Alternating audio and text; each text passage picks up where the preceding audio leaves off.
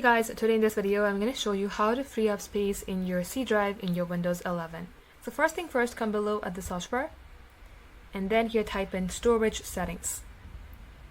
Wait for this to load and you will see various files that needs cleaning, like your installed files, temporary files, and other stuff as well. Go ahead and clean it one by one. You can also scroll below and toggle on storage sense. This is very important, so I would recommend you to toggle this on. And once you're done cleaning everything from here, close this. Again, come below at the search bar, type in disk cleanup, enter. And likewise, select C drive here. You can also select other drives if you are interested. If not, just select C and then OK. Now in here, it will show you various files here and delete them. Once done, select OK and restart your device, and this shall free up your space.